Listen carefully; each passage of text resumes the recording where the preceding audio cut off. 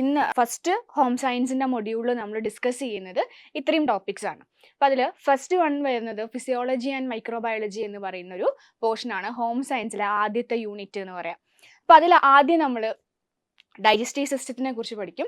ആ ഡൈജസ്റ്റീവ് സിസ്റ്റമായിട്ട് അല്ലെങ്കിൽ നമ്മുടെ ഫുഡുമായിട്ട് റിലേറ്റ് ചെയ്തിട്ടുള്ള കുറച്ച് മൈക്രോബയോളജി നമുക്ക് പഠിക്കാനുണ്ട്. Food microbiology, food poisoning, food spoilage, food borne infections, പിന്നെ ചില ഡിസീസുകൾ നമ്മൾ കുറേ PSC എക്സാമിന് ഡിസ്കസ് ചെയ്തിട്ടുള്ള bacterial disease, viral disease, protozoan ഡിസീസുകൾ പഠിക്കാനുണ്ട്. ദെൻ കാർഡിയോ വാസ്കുലാർ സിസ്റ്റം, നമ്മുടെ ഹാർട്ടും ബ്ലഡും വരുന്ന കാർഡിയോ വാസ്കുലാർ സിസ്റ്റം വരുന്നുണ്ട്. അല്ലെ, ഫൈനലി നമുക്കൊരു റീപ്രൊഡക്റ്റീവ് സിസ്റ്റവും പഠിക്കാനുണ്ട്. ഓക്കെ, അപ്പോൾ ഇത്രയാണ് ഫിസിയോളജി ആൻഡ് മൈക്രോബയോളജി എന്ന് പറയുന്ന പോർഷനിൽ ICDS സിലബസിൽ നിങ്ങൾക്ക് കൊടുത്തിട്ടുള്ളത്. ഓക്കെ, അപ്പോൾ നമ്മൾ ഇന്ന് സ്റ്റാർട്ട് ചെയ്യാൻ പോകുന്നത് ഡൈജസ്റ്റീവ് സിസ്റ്റം എന്ന് പറയുന്ന ടോപ്പിക്കിലാണ് നമ്മുടെ ക്ലാസ് ഇന്ന് നമ്മൾ തുടങ്ങാൻ പോകുന്നത്. ഓക്കെ, അപ്പോൾ ഡൈജസ്റ്റീവ് സിസ്റ്റം എന്ന് പറയുന്നത് എന്താ? നമ്മുടെ ഡൈജഷൻ അല്ലെങ്കിൽ നമ്മുടെ ഫുഡിന്റെ ബ്രേക്ക് ഡൗണുമായി ബന്ധപ്പെട്ട് അല്ലെങ്കിൽ അതിൽ നിന്ന് ന്യൂട്രിയൻസ് നമ്മൾ യൂസ് ചെയ്യുന്ന ആ ഒരു പ്രോസസ്സ്, ഹോൾ പ്രോസസ്സ്, അതിൽ ഇൻവോൾവ് ചെയ്യുന്ന കുറച്ച് ഓർഗൻസ്, ഇത്രയും കാര്യങ്ങൾ ഉൾപ്പെടുന്നതാണ് ഇത് നമ്മുടെ ഡൈജസ്റ്റീവ് സിസ്റ്റം എന്ന് പറയുന്നത് അല്ലേ. അപ്പോൾ ഹ്യൂമൻ ഡൈജഷൻ അല്ലെങ്കിൽ ഹ്യൂമൻ ഡൈജസ്റ്റീവ് സിസ്റ്റം നമ്മൾ പല എക്സാമിനായിട്ട് പല സിലബസുകളിൽ പഠിച്ചിട്ടുണ്ട്. ഓക്കെ, അപ്പോൾ ICDS എക്സാമിന് നമ്മൾ ക്വസ്റ്റ്യൻസ് എന്ന് പറയുന്നത് ഇംഗ്ലീഷിലാണ്, നമ്മുടെ സിലബസും എല്ലാം ഇംഗ്ലീഷിലാണ് വന്നിട്ടുള്ളത്. അപ്പോൾ നമ്മൾ എന്ത് ചെയ്യുക, കുറച്ച് കോൺസെപ്റ്റുകൾ മനസ്സിലാക്കിയാൽ നമുക്കതിൻ്റെ ആൻസേഴ്സ് കിട്ടും. ഓക്കെ, അപ്പോൾ നമുക്ക് ഏതൊക്കെയാണ് പ്രധാനപ്പെട്ട പോർഷൻസ് എന്നുള്ളത് ഡിസ്കസ് ചെയ്യാം. ഓക്കെ, ജസ്റ്റ് ഒരു ഇൻട്രൊഡക്ഷൻ.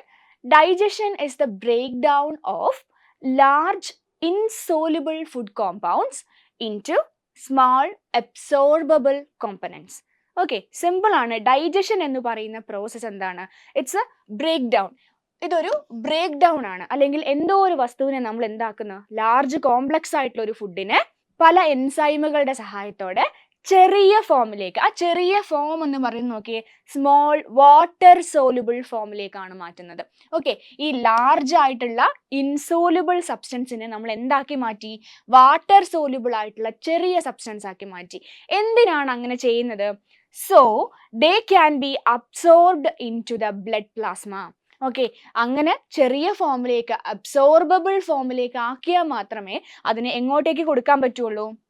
നമ്മുടെ ബ്ലഡിലേക്ക് കൊടുക്കാൻ പറ്റുള്ളൂ. ഓക്കെ, ബ്ലഡിൽ എത്തിയെങ്കിൽ മാത്രമേ ഈ അടുത്ത പറഞ്ഞ പ്രോസസ്സ് നമുക്ക് ചെയ്യാൻ കഴിയുള്ളൂ. ഏതാണ്? This enables them to enter cells providing energy and other benefits. Okay, food കഴിച്ചിട്ടുള്ളതിൽ ലാർജ് ആയിട്ടുള്ള കോമ്പൗണ്ട്സിനെ നമ്മൾ എന്ത് ചെയ്തു? സ്മോളർ അബ്സോർബിൾ ഫോമിലേക്ക് മാറ്റി. ആ അബ്സോർബിൾ ഫോമിനെ നമുക്ക് ബ്ലഡിലേക്ക് ട്രാൻസ്ഫർ ചെയ്തു. ബ്ലഡ് ആ ന്യൂട്രിയൻസിനെ ആർക്ക് കൊടുക്കുകയാണ്? സെല്ലുകൾക്ക്, നമ്മുടെ കോശങ്ങൾക്ക് കൊടുക്കുകയാണ്. എന്തിനു വേണ്ടിയിട്ടാണ് കൊടുക്കുന്നത്? For providing energy and other benefits. നമ്മുടെ ശരീരത്തിൽ എനർജി ഉണ്ടാക്കണം അല്ലേ. നമ്മളെ എനർജി പ്രോസസ്സുകൾ സെല്ലിൻ്റെ അകത്ത്, കോശത്തിൻ്റെ അകത്ത് ATP പ്രൊഡ്യൂസ് ചെയ്യണമെങ്കിൽ ഈ പറഞ്ഞിട്ടുള്ള ന്യൂട്രിയൻസ് ആവശ്യമാണ്. ഓക്കെ, അപ്പോൾ അതാണ് ഡൈജഷൻ എന്ന് പറയുന്നത്. സിംപ്ലി ബ്രേക്ക് ഡൗൺ ആണെന്ന് ആലോചിച്ച് നോക്കുക. ലാർജ് കോംപ്ലക്സ് ഫുഡിനെ എന്താക്കി convert them into simple absorbable form, then transfer or absorbed into blood, then enable them to enter cell. Okay, അതാണ് ഡൈജഷൻ എന്ന് പറയുന്ന പ്രോസസ്സ്. അപ്പോൾ നമ്മളിതിൽ കുറച്ച് ഡെഫിനിഷൻ ആയിട്ടാണ് പഠിക്കുന്നത്. കാരണം എന്താ, PSCക്ക് പണ്ടത്തെ പോലെ ഒരു സിംഗിൾ വേർഡ് ആയിട്ടുള്ള ക്വസ്റ്റ്യൻസ് ആവില്ല ചിലപ്പോൾ ചോദിക്കുക, സ്റ്റേറ്റ്മെൻറ്റ് ക്വസ്റ്റ്യൻസ് വരാനുള്ള ചാൻസ് ഉണ്ട്. അപ്പോൾ നമ്മൾ ഓരോ ഡെഫിനിഷൻസും എന്താണെന്നുള്ള കോൺസെപ്റ്റ് മനസ്സിലാക്കിയിട്ട് വേണം പോവാൻ. നെക്സ്റ്റ് നോക്കൂ, ഇതാണ് നമ്മുടെ ഹ്യൂമൻ ഡൈജസ്റ്റീവ് സിസ്റ്റം എന്ന് പറയുന്നത്. ഹ്യൂമൻ ഡൈജസ്റ്റീവ് സിസ്റ്റം എവിടെ നിന്നാണ് സ്റ്റാർട്ട് ചെയ്യുന്നത്? മൗത്തിൽ നിന്ന് സ്റ്റാർട്ട് ചെയ്യും. Starts from mouth and ends in anus. മൗത്തിൽ നിന്ന് സ്റ്റാർട്ട് ചെയ്ത് ഏനസിൽ എൻഡ് ചെയ്യുന്ന സിസ്റ്റമാണ് ഹ്യൂമൻ ഡൈജസ്റ്റീവ് സിസ്റ്റം. ഇതിൻ്റെ ഇടയിൽ ഒരുപാട് ഓർഗൻസ് ഇൻവോൾവ് ചെയ്തിട്ടുണ്ട്. ഏതൊക്കെയാണ്? മൗത്ത് ഉണ്ട്.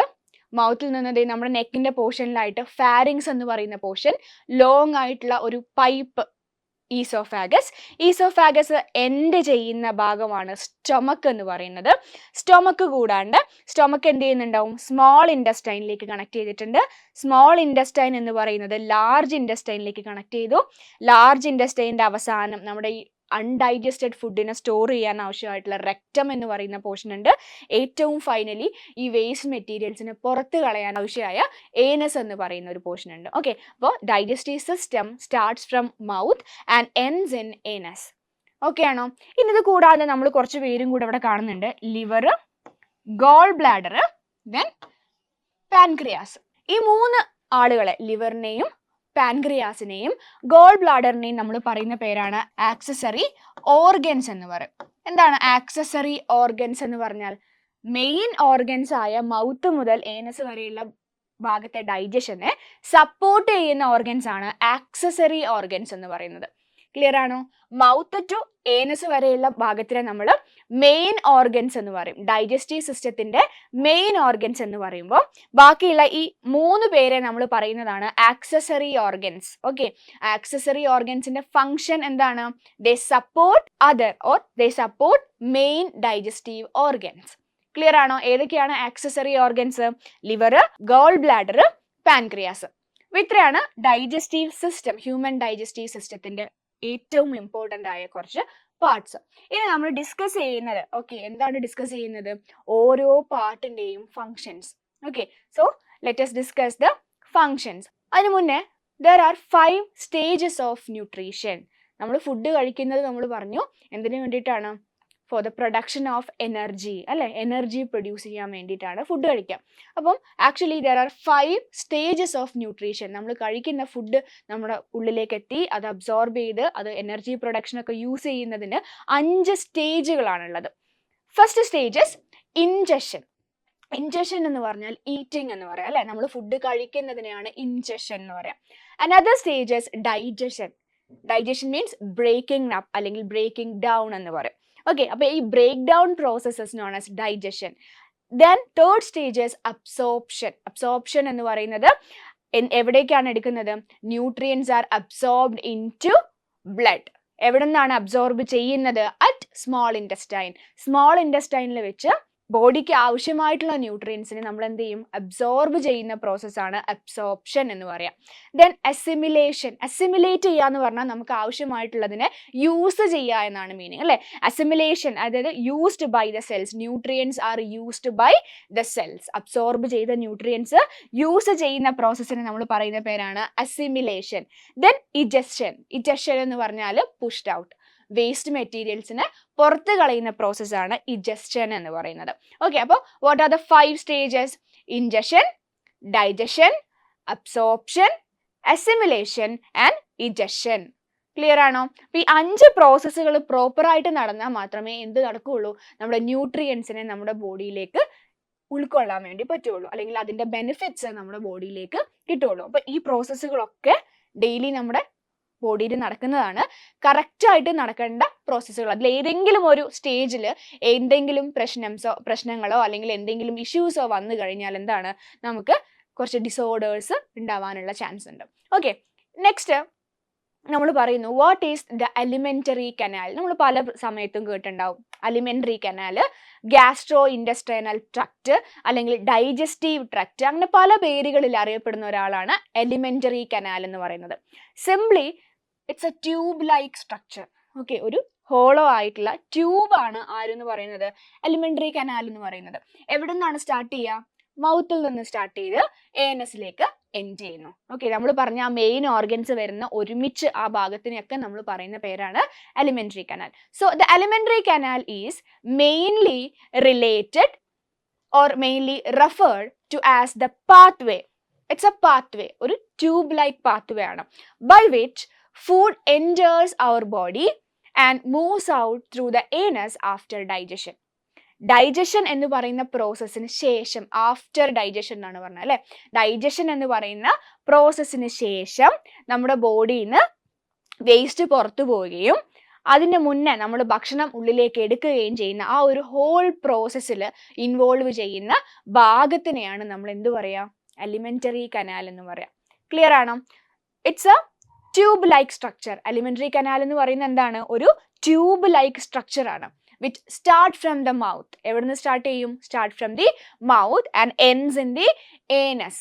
മൗത്തിൽ നിന്ന് സ്റ്റാർട്ട് ചെയ്യുന്നു, ഏനസിലേക്ക് എൻഡ് ചെയ്യുന്ന ആ ട്യൂബ് ലൈക്ക് സ്ട്രക്ചറിനെ പറയുന്ന പേരാണ് അലിമെന്ററി കനാൽ. നിങ്ങൾ പിക്ചറിൽ കണ്ടില്ലേ? ദേ ഇതൊക്കെ ഒരു ട്യൂബ് ലൈക്ക്, എല്ലാം ഹോളോ ആയിട്ടുള്ള ട്യൂബാണ്. ആ സ്ട്രക്ചറിനെ മൊത്തത്തിൽ നമ്മൾ പറയുന്ന പേരാണ് അലിമെന്ററി കനാൽ. ഈ അലിമെന്ററി കനാലിന് വേറൊരു പേരും കൂടി ഉണ്ട്, അതാണ് ഡൈജസ്റ്റീവ് ട്രാക്ട്. ഓക്കെ, ഡൈജഷൻ നടക്കാൻ ആവശ്യമുള്ള ആ ഒരു കുഴൽ, ആ ഒരു പൈപ്പിന് നമ്മൾ എന്ത് പറയും? Digestive ട്രക്ട്. So alimentary canal is also known as digestive tract. The alimentary canal plays an important role in human digestion and is also termed as digestive tract. Alimentary canalന് വേറെ പേരെന്താണ്? Digestive tract. എന്താണ് മെയിൻ ഫംഗ്ഷൻ? ഹ്യൂമൻ ഡൈജസ്റ്റീവ് സിസ്റ്റത്തിലെ important ആയിട്ടുള്ള ഭാഗമാണ്. Clear ആണെന്ന് വിശ്വസിക്കുന്നു. എവിടെ നിന്നാണ് സ്റ്റാർട്ട് ചെയ്യുന്നത്? ഡൈജസ്റ്റീവ് ഈ അലിമെന്ററി കനാൽ സ്റ്റാർട്ട് ഫ്രം മൗത്തിൽ നിന്ന് സ്റ്റാർട്ട് ചെയ്യും. എൻസ് in anus. It's a tube like structure. Main ആയിട്ട് ഈ 3 പോയിന്റ്സ് ആണ് ഓർത്ത് വെക്കേണ്ടത്. The main organs of the alimentary canal നമ്മൾ നേരത്തെ പഠിച്ചു. മെയിൻ ഓർഗൻസ് ആരൊക്കെയാണ്? മൗത്ത് നമ്മുടെ എക്സ്റ്റേണൽ ഓപ്പണിംഗ്, ഒരു എക്സ്റ്റേണൽ ഓപ്പണിംഗ് ആണ് മൗത്ത് എന്ന് പറയുന്നത്. മൗത്ത് ഉള്ളിലേക്ക് എത്തിക്കഴിഞ്ഞാലുള്ള ആ ഒരു ലാർജ് ക്യാവിറ്റിനെ നമ്മൾ പറയുന്ന പേരാണ് ഓറൽ ക്യാവിറ്റി. ഓറൽ ക്യാവിറ്റി അല്ലെങ്കിൽ ബക്കൽ ക്യാവിറ്റി എന്നും പറയാറുണ്ട്. ഓക്കെ, ഓറൽ ക്യാവിറ്റി അല്ലെങ്കിൽ ബക്കൽ ക്യാവിറ്റി എന്ന് പറയാം. Next one is oesophagus. Oesophagus എന്ന് പറഞ്ഞാൽ നമ്മുടെ അന്നനാളം, ഈ നീണ്ട കുടലുകളാണ് ഈസോഫാഗസ്. ദെൻ ഈസോഫാഗസ് കഴിഞ്ഞ ഉടനെയുള്ള ഭാഗം ഏതാണ്? സ്റ്റമക്ക്. സ്റ്റമക്ക് കഴിഞ്ഞാൽ നമ്മുടെ ഇൻഡസ്റ്റൈൻ തുടങ്ങും. Small intestine, large intestine, then finally അത് റെക്റ്റം എന്ന് പറയുന്ന ഒരു പോർഷനിൽ എത്തിയിട്ട് അൺഡൈജസ്റ്റഡ് ആയിട്ടുള്ള ഫുഡിനെ സ്റ്റോർ ചെയ്യുന്നു. ഫൈനലി അത് ഏത് ഭാഗത്തൂടെ ഇജക്ഷൻ അല്ലെങ്കിൽ പുറത്തു പോകുന്നത് ഏത് ഭാഗത്തു കൂടെയാണ്? ഏനസ് എന്ന് പറയുന്ന ഓർഗനിലൂടെയാണ്. ക്ലിയർ ആണോ? Alimentary canal start from mouth and ends in anus എന്ന് പറഞ്ഞത് ഇത്രയും ഭാഗങ്ങൾ അതിൻ്റെ ഉള്ളിൽ ഉൾക്കൊണ്ടിട്ടുണ്ട്. എങ്ങനെയാണ്? It's a tube like structure അല്ലെ? ട്യൂബ് ലൈക്ക് സ്ട്രക്ചർ ആണ്. വേറൊരു പേരെന്താണ്? ഡൈജസ്റ്റീവ് ട്രാക്ട് എന്ന് പറയുന്ന വേറൊരു പേരും കൂടി ഉണ്ടായിരുന്നു. ഡൈജസ്റ്റീവ് ട്രാക്ട് എന്ന് പറയുന്ന പേരും കൂടി ഉണ്ട്. ക്ലിയർ അല്ലേ?